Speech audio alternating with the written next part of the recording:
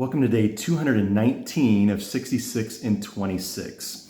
You can tell that my setting is a little bit different today than normal because I'm on vacation with my family at Camp Luther this week.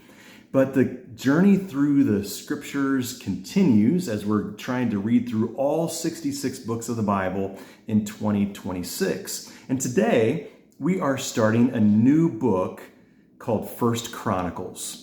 Now maybe you open up the Bible and you get to 1 Chronicles and you read the first verses. Adam, Seth, Enosh, Kenan, Mahalalel, Jared, and name after name after name. It just goes on and on. In fact, for 9 chapters in 1 Chronicles, the first 9 chapters are genealogy after genealogy after genealogy. And you might think, oh boy, here we go. But I want you to know that when the scriptures were written, this book of 1 Chronicles was received by the first people, the Jewish people, after the exile. It really meant a lot to them to have all these names listed. Because as the people had experienced the most traumatic experience of the Old Testament period, and that was the exile, when they saw the city of Jerusalem destroyed, the temple leveled, all the people carried off into exile. When the people came back, they were wondering, is God still for us? Are we still his people? Do we still matter to God? Are God's promises still good for us as they were for the people before the exile?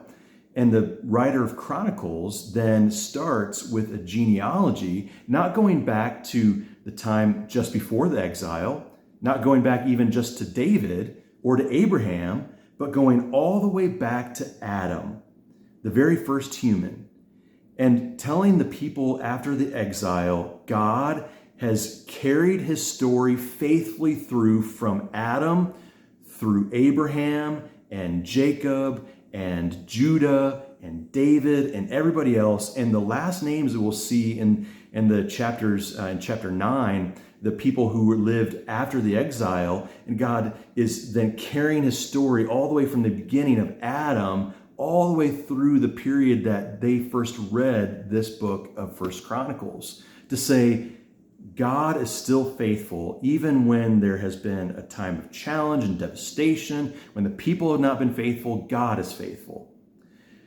We don't know a lot about many of the names in this book.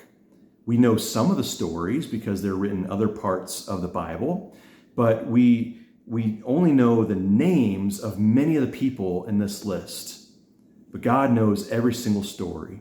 And that really is kind of the point for us today as we read through name after name and genealogy after genealogy in these chapters. We're reminded that our story is a part of God's story also. Just like God knows every person that's named here, and though their stories are forgotten by humans, just like our story generations from now, if Jesus hasn't returned yet, our story will be forgotten by most, and yet God still knows. And God has connected our story, our lives, to his continual faithfulness that began way, way, way before we were born. In fact, it started, as Paul says in Ephesians 1, before the creation of the world.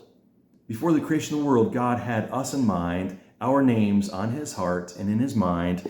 And just like all these other names that show God's faithfulness, we're reminded of God's faithfulness to us as well.